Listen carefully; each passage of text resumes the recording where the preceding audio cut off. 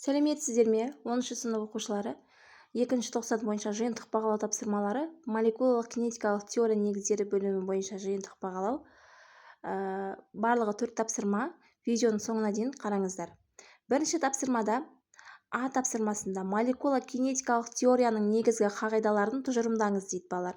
Бізде МКТ-ның негізгі 3 қағидасы бар тұғын, иә? Соны жазамыз. Біріншісі, барлық денелер молекулалардан, атомдардан тұрады. Екіншісі, молекулалар үздіксіз бей-берекет қозғалыста болады. Үшіншісі, молекулалардың атомдардың арасында тартылыс күші және тебу күші әсер етеді. Осы үшеуін жаттап алыңыздар балалар.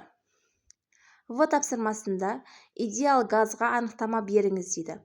Идеал газ деп молекулалар арасында өзара әсерлесу күштері болмайтын жеке молекулалар көлемі ыдыс көлемімен салыстыруға өте аз және молекулалар арасындағы өзара соқтығысуы абсолют серпімді болатын газ айтады. Көптеген тәжірибелер бойынша қалыпты жағдайда, яғни төменгі қысымда және жоғары температурада нақты газдар қасиетті идеал газ болады балалар. Осыны жазып қойыңыздар толық. Келесі, С тапсырмасында идеал газдың қысымы негізгі теңдеуі берілген. Міне балалар, енді осы жерден В квадрат молекулалардың орташа жылдамдық формуласын қорытып шығарып жазыңыз дейді. Міне балалар, жазып қойдым. В тең түбір астында 3π бөлінген m0 n деп жазып қоясыздар. Негізгі теңдеуі В квадратта. Ары қарай келесі, екінші тапсырмада. Суретте көлемдері бірдей ыдыстарда сутек газының температуралары көрсетілген. Біріншісінде міне температурасы 19 кельвин, екіншісінің температурасы 10 кельвин, үшіншісінің температурасы 15 кельвин балалар берілген, иә. Енді тапсырмасын қарайық. А тапсырмасында ыдыстардағы газдың орташа квадраттық жылдамдығын салыстырыңыз дейді. В квадрат тең 3RT бөлінген m деген формула арқылы салыстырғанда балалар бізде А нұсқасы дұрыс болып тұр, яғни В1 квадрат үлкен В2 квадраттан, ол екеуі кіші В3 квадраттан. Келесі, В тапсырмасы, егер бірінші ыдыстағы сутек газының молекулалар шоғыры n тең 3 көбейтілген 10-15 дәрежесі болса, онда ыдыстағы газ қысымы қандай дейді. Есептің берілгенін жазайық. n 3 көбейтілген 10-15 дәрежесі бізде бірінші ыдыс дегендіктен температурамыз 19 кельвин, иә? Табуымыз керек қысымды. P тең n көбейту k көбейту t деген формуланы пайдаланамыз, молекулалық кинетикалық теорияның негізгі теңдеуі. Осы есепте дайын мәндері тұр, орнына қоя саламыз, болды.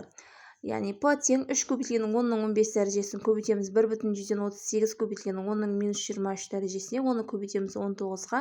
Сонда жауабы 78,66 көбейтілген 10-8 дәрежесі шығады екен балалар. Паскаль деп өлшем бірлігімен бірге жазыңыздар. Келесі балалар, С тапсырмасында барлық ыдыстағы орташа кинетикалық энергияны есептеңіз және салыстырыңыз дейді. Міне балалар, бірінші, екінші, үш ыдысымыз болған. Бірінші ыдысымыздың температурасы 19 кельвин болған. Екінші ыдыстағы температура 10 кельвин, үшінші ыдыстағы температура 15 кельвин болған. Сол температураларды жеке-жеке орнына қоямыз. Бастайық балалар. Біріншісінде Е тең 2-3 КТ деген формулаға 3 температураны жеке-жеке қойып шығамыз.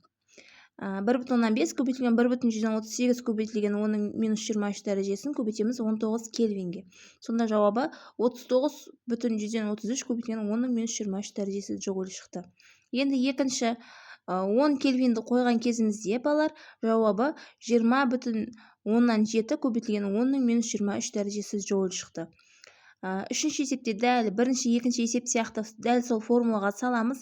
Температураның ғана мәні өзгереді. Бізде үшінші ыдысымызда 15 кельвин тұғын, сол 15 кельвинді орнына қойған кезімізде балалар, жауабы 32 көбейтілген 10-23 дәрежесі джоуль шықты. Келесі үшінші тапсырмада сәйкестендіріңіздер дейді балалар. Бірінші, Менделеев-Клапейрон теңдеуі дейді. Менделеев-Клапейрон теңдеуі бізде m бөлінген m, r көбейтілген t еді. Екінші, зат мөлшері μ m, b нұсқасы дұрыс болып тұр. 3 молекула массасы дейді. D нұсқасы mn, 4 МК-тың негізгі теңдеуі А нұсқасы N көбейтілді К көбейтілді. 5 молекулалар саны Е нұсқасы дұрыс балалар. Яғни М нолевой. Е нұсқасын жазып қоясыздар. Келесі 4-ші есеп, соңғы тапсырмамыз есеп ретінде берілген екен. 4-ші есепті шығарайық балалар. Егер оттегінің қысымы 0,2 мегапаскаль, ал молекулалардың орташа квадраттық жылдамдығы 700 метр бөлінген секундқа тең болса, оттегі молекулаларының концентрациясын табыңыздар дейді. Есептің берілгенін жазайық. П тең 0,2 көбейтілген 10-6 дәрежесі паскаль деп жаздым мен. Меганы ХБЖ-ға келтірсек, 10-6 дәрежесі паскаль. Келесі жылдамдығымыз В тең 700 метр бөлінген секунд. М2 бізде 32 көбейтілген 10-3 дәрежесі килограмм бөлінген моль. Табуымыз керек N-ді. Енді П тең 3/1 N М0 В квадрат деген формуладан М0 жеке тауып алатын болсақ, М0 тең М бөлінген НА болады. Енді осыны дайын формуланың орнына қоятын болсақ, П тең 3/1 N М бөлінген НА көбейтілген В квадрат болады.